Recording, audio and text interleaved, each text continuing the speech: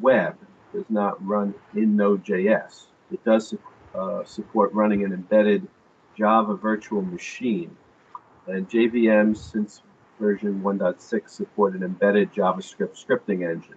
So JavaScript can be run from Java, and Java can be run from Panther.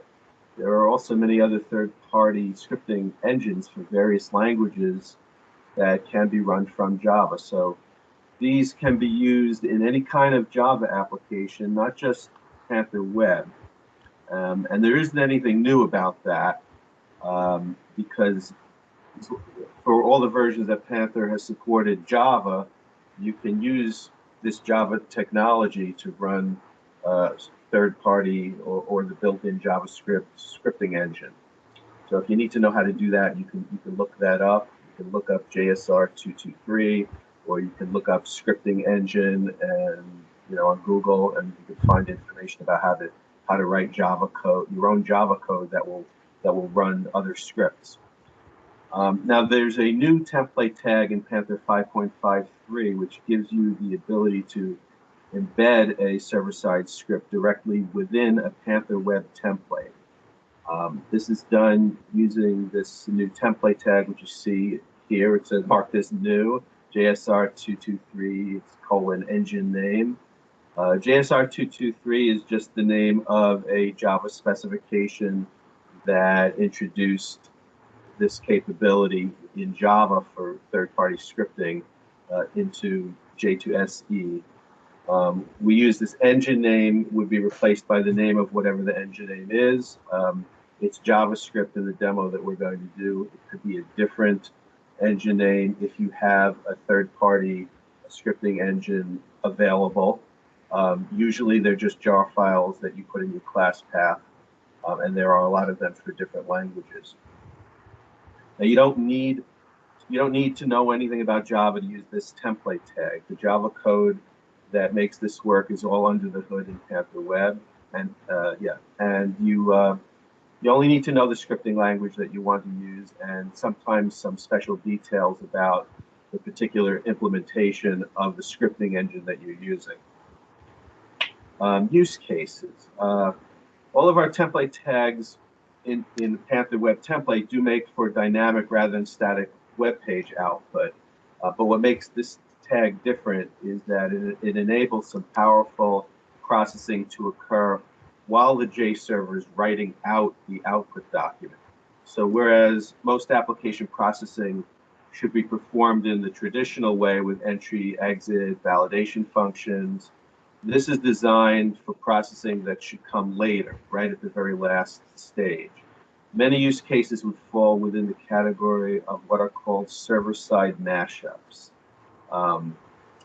These are usually where you have Panther output that you're going to combine with output from some other source. Could be something on the internet where you have a web service that you're calling or something like that.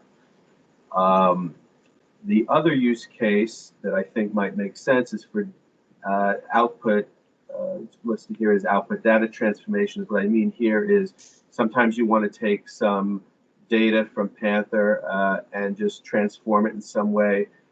Perhaps you could do that with, say, an XSLT transformation on XML to produce some pretty looking HTML. Those are use cases that I think make sense. I'm sure you can think of others that I haven't thought of. Next slide, please. Yep, it's coming up. There we go. Okay, so here's a very simple example of how to use this new template tag. You can see that typical Panther Web template where you have HTML at the top there, and we've mixed in some other standard template tags, form tag, the form info tag that are available in a Panther Web template. And then the new tag highlighted in green, and a very, very simple JavaScript just print statement to print hello world. What's different about this tag than some of the other tags is that there's a starting tag, which is the JSR 223 tag, and then anything between that tag and that end tag that you see, the third one, anything between those two tags, you just write in whatever in the scripting language, just straight out without any Panther, code or anything, no HTML, just the scripting language between those tags. And Panther Web will, when it's outputting the document, it'll output all the HTML. When it sees the tag, it'll run that code, and if that code outputs anything, it'll output it right there in place, in line, and then it'll continue processing and output whatever HTML follows that. Next slide, please. So this, we have more documentation about how to use this, and you can find it at this URL. And I'll give you a moment if you want to copy that down. And Amrit's going to show you that this is available on our website. Yeah. Go ahead, Amrit.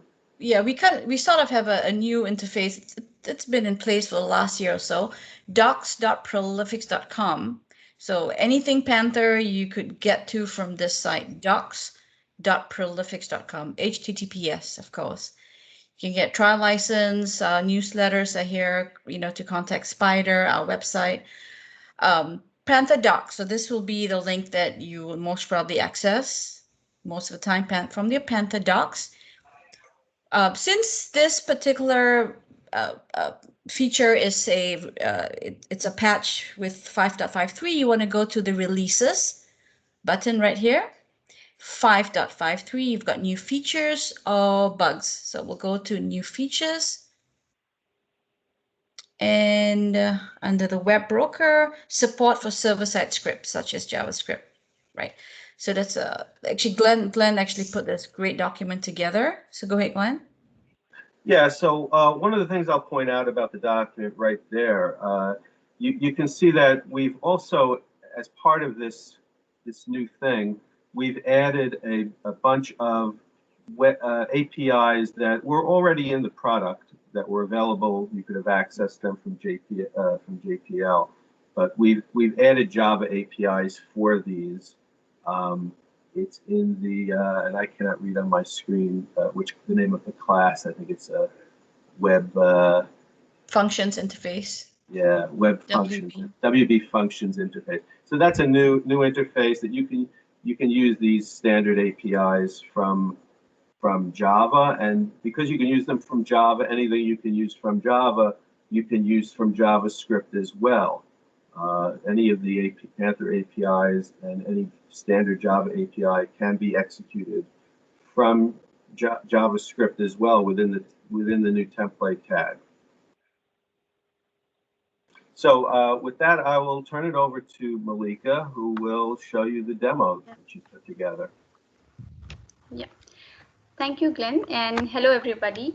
So now I'm going to present a use case using this new feature, using this new server-side scripting template tag, which is JSR223 tag. So in my demo, I'm going to use the JavaScript as a scripting engine, and I'm going to use the PDF files for this demo. So as we already said that it's a server-side mashup, so we think it is more secure than the common way of doing the same thing. So the first thing is here I want to solve in my demonstration. I'm trying to solve a problem of retrieving some sensitive documents from the client side in a secure manner, and I'm going to display them within the web page.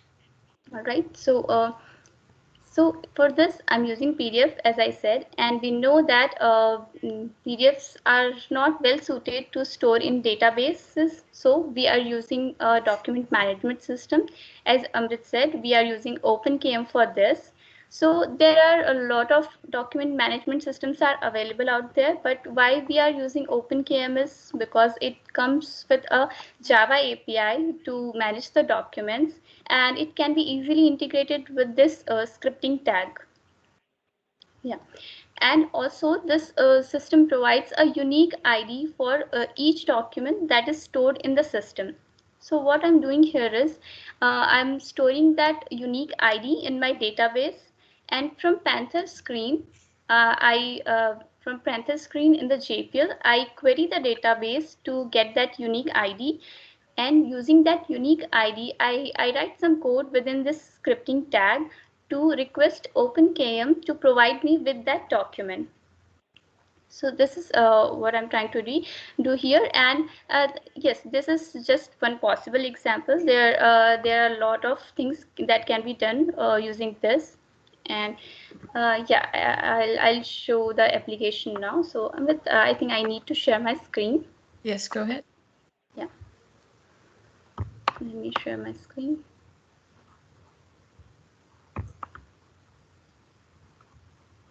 Okay, I hope everyone can see my screen now. Yes? Yes. Yes, we can. Okay. Yeah.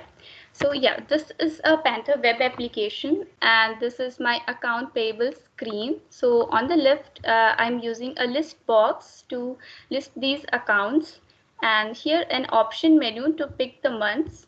So when I click on one of these accounts and select a month, so what I'm doing here is I'm querying the database based on the account name and the month, and I get the unique ID of this document.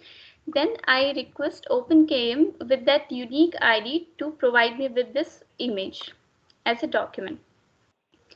I can do the same for the other. So yeah.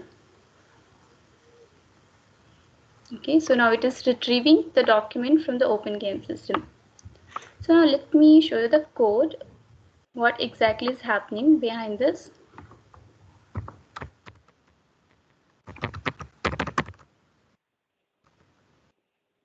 Okay, so yeah, let me first show you the screen. So this is my Panther screen. I hope everyone can see this Panther editor window. Yes. Yeah. So yeah, so this is my Panther screen where I'm attaching a HTML template right here, account payable.html, and from here in my HTML template. So this is my HTML template, regular file which we generally attach to the screen. So right here in line number 38, I'm using this scripting tag with the JavaScript scripting engine. So the first thing I do is I import the packages from the OpenKM's Java API, and after that I create an object for the Panther's Java API so that I can use the library functions that Panther provides, and then I establish a connection with OpenKM system right here, and then I get the UUID, that is the unique ID which I mentioned about. After that so the OpenKM system provides us with various functions. So right here I'm making use of this get page as image method. So what it does is we pass the unique ID, and it returns the base 64 data of that particular document as an image. Then I'm making use of that base 64 data and displaying that image with this print statement.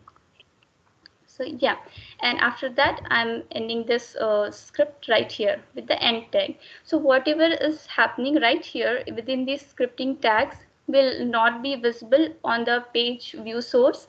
When you do the view source on the browser, it will not be visible, and everything will happen on the server side, like jserver will do everything on the backend. So that's why we think it's a secure way to do this, to retrieve the documents from the third-party application. So yeah, that's all from my side. If anyone has any question right here, like regarding these methods or whatever I presented right now, please go ahead. What triggers the script to call? Yeah, so yeah, when I run this Panther screen on the browser, it will trigger the script. I mean, I will do the post, and when jserver is trying to write this response back, it will write the response still here, and then it will start executing this part of the code. It will again Okay, so it's the post event. Yeah, from Okay. the browser, yeah, it's a post event. Hmm. Yeah. Yeah. So when Panther is processing the template, when you make, it could be either a get or a post, but when Panther processes the template and, for a particular screen, as it's going through these the HTML and the tags, writing out the HTML, processing the tags, when it gets to that special tag, it has this built-in functionality where it uses Java under the hood to invoke this scripting engine API that's part of J2SE, and then it passes that entire section of code as a single string to a function, to a Java function, to call it. That's how that works. It's all under the hood. Mm-hmm. Any other questions? I have one, Amrit. Yep. Go ahead. Go ahead, Kat. Are there any prerequisites required for this? Yeah, I mean your JVM, of course, because we are using the JSR 223 tag. So yeah, we will need the JVM support for this. So Java should be enabled for that, and that can be easily done by setting the environment variable in the smvars file. You can point the paths to the JVM. Panther DLL, 553, but I'm sure we could build if you have an older version of Panther 552, 551. Maybe Glenn could work some magic and get you that patch. But we always prefer you to. And also, I think JavaScript is probably the thing that people would use with this. But if you had some third-party scripting engine that you wanted to use, and for some reason this didn't work, we would, because we haven't tested with all of the, we tested with one other scripting engine, but we haven't tried a lot of other ones. So we would go to the trouble to try to figure out how to make it work with, if any of you tried this and ran into any problems. Right. Thanks. Let's Malika, let's show everyone OpenKM, the KM dashboard. Yes. So yeah, this is the dashboard of OpenKM. Yeah, it's nice looking interface. So yeah, this OpenKM provides with various features. You can have metadata stored, a history or workflow you can see, and it allows various types of documents like docs, Word document, or PDFs, PNGs, and it also supports the OCR templates. And yeah, so here you can add document, create the folder, create the record. So yeah, multiple features are available there. The OCR does for scanned documents, correct? Yes, yeah. Right. Joseph, I know you guys are using a document management system out there, correct? Which one are y'all using? We're using Highland on base. Highland, right? That's a big one. Yeah. Yeah. Okay. Any other questions in general, everyone? We're pretty much done with this presentation, but feel free to, ask us questions, open up discussions. All right. Do you know any other questions? Oh. All right. Well, thank you, everyone. Thank you to the presenters. All our customers, stay safe till the next Panther break. Have a good afternoon and good morning. Thank you. Bye-bye. Thanks. Goodbye. Thank you, guys. Bye, You're everybody. Bye, everybody. welcome. Thank you. Bye. Welcome. Thank you. Bye-bye. Thank you all. Bye.